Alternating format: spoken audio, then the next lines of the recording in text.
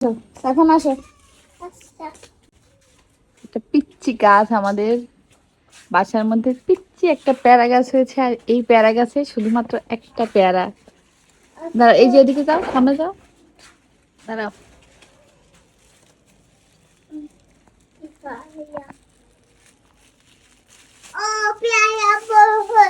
দাঁড়াও, দাঁড়াও। পোকা পোকা লেগে গেছে। না, তুমি এরকম করো না, আগে ছেড়ো।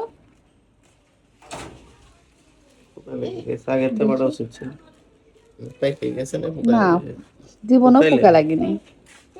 মাশাআল্লাহ। আব্বু দেখো কত বড় পেয়ারা, দেখেছো? গরম। এই যে ফ্রিজে রেখে ঠান্ডা করে খাবো আমরা, ঠিক আছে? দাও, আসো। মাশাআল্লাহ, মাশাআল্লাহ। আমাদের উঠানে বেশ কয়েকটা ফলের গাছ আছে, যেগুলো আমরা কেউই লাগাইনি, ওইগুলো এমনি এমনিই হয়েছে বিচি থেকে। তো তার মধ্যে এই পেয়ারা গাছটাও হয়েছে। পেয়ারা গাছটা খুব বেশি বড় না, একদম ছোটখাটো একটা পেয়ারা গাছ। আর এই পিচি গাছেই এবার ফার্স্ট পেয়ারা ধরেছে, তাও আবার শুধুমাত্র একটা।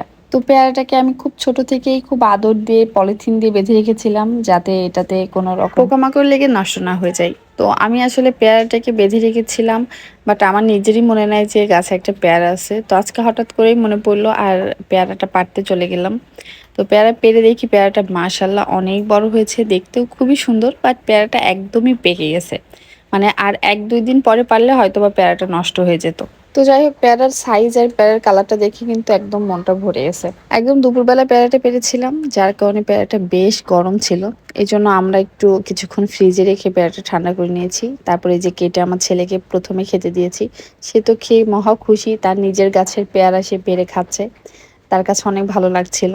পেয়ারাটা দেখতে অনেক সুন্দর, বাট পেয়ারাটা খুব বেশি একটা মিষ্টি হয়নি, একটু মিষ্টি কম ছিল। আর একটু বেশি পেকে যাওয়ার কারণে পেয়ারাটা নরম হয়ে গিয়েছিল। আর সাইফানের বাবার মূলত নরম পেয়ারা একদম ভালো লাগে না, তো তার কাছে মোটেও ভালো লাগেনি। বাট আমার কাছে মোটামুটি ভালোই লেগেছে। নিজের কাছে জিনিস সবসময় একটু বেশি ভালো লাগে, আর ফরমালিন মুক্ত ফল পাচ্ছি, এটাই বড় কথা।